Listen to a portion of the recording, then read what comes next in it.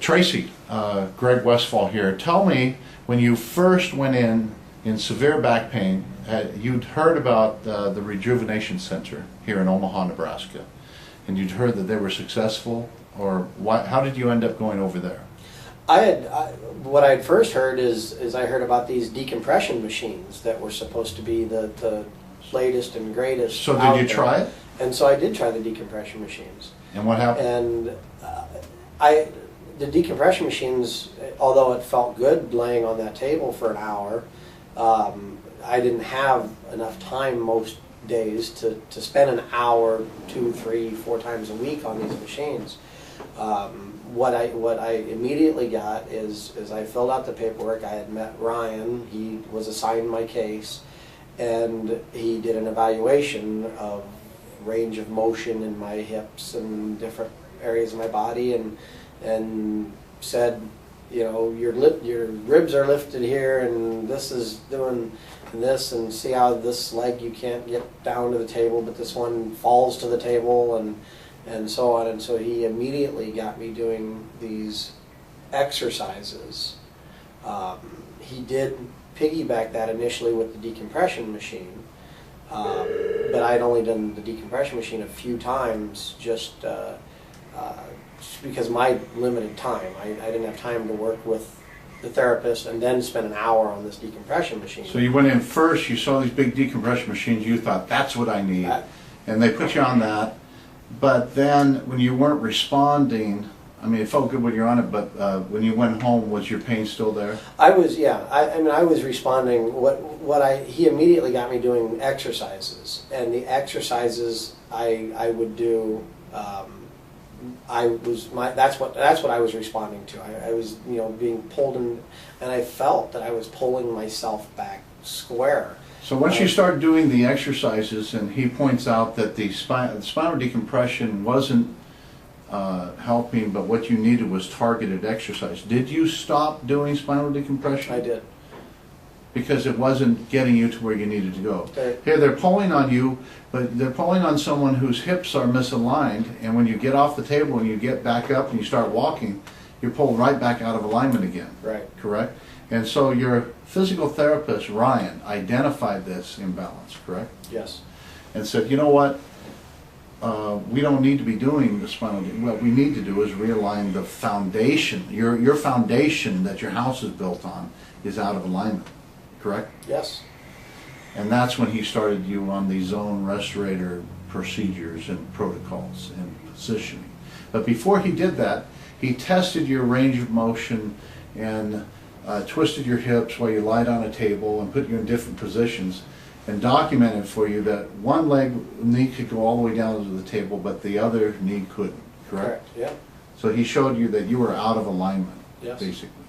Now, when he puts you back on that table, do you have that full range of motion he was looking for? So you now have that. Yes, I do. Okay, so it was important for me to document that when they initially evaluated you, you'd heard about these other machines, you thought, well, that's what I need. And so you saw this big, impressive machine, it's got to work. But they put you on it, and it wasn't getting you there. Is that correct? That is correct. And so you stopped that procedure because you only had enough time to do one or the other, and your therapist properly identified the imbalances on the hip and misalignments, basically, and suggested that you would be better using your limited time with this series of guided exercises through the zone restorator protocols, correct? Yes. So thank goodness you made the right choice, and you got. Have you ever thought, maybe I need to go back and try that spinal decompression machine now? Is there any reason to? No. Your pain's gone. Yeah, I feel great. And your muscles feel stronger. Absolutely. So you feel like instead of being atrophied and weak and kind of loose down there, your tone is tightened up. It's restored. Absolutely. Basically. Okay. Thank you very much. Have I put any words into your mouth in this video? Not at all. This is your own heart speaking. This is me going from pain that I couldn't stand to me feeling a whole lot better. How do you think you got out of alignment? Was it just a series of, like crossing your leg right now? Was it a series of things like this? Or? You know, I've worked in a shop. I'm fortunate I don't have to work in the shop anymore, but I worked in a shop building my business. Did you stand at lathes? I've stood milling at, tools? I've stood at machines. I've carried garbage cans full of chips, metal chips, and lifted stuff that I should have probably never lifted, and twisted wrong, and years of abuse. As a kid, I was a skateboarder, so there was definitely abuse on my body for a long time. So something knocked it out of alignment, and you've probably been compensating like a kid with building blocks. You get off to the side, and then you got to come back over to keep the whole little tower from falling down. Mm-hmm. So in this case, the foundational building blocks go down to the feet, the ankles, the knees, the hips. Had you ever had any knee problems, any knee injuries in sports or foot? No foot problems, nothing like that. Just probably, did you stand in a certain way, being right-handed or left-handed at the machines?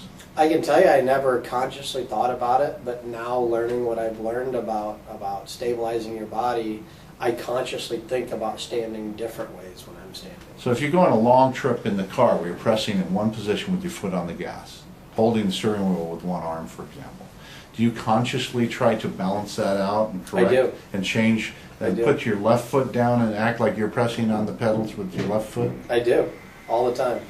Tuck my left heel back against the floorboard or the base of your seat, the bracket of your seat, and pull back with that and press down. Because your body needs balance. So we've seen this all the time. If you're a violinist and you're only playing in one position, you're going to create imbalances. We see this with pitchers in sports. Guys who only throw with one arm create a muscle strength imbalance, and it throws off the entire body that has to compensate for it. So makes total sense. Thank you very much for your time. Thanks.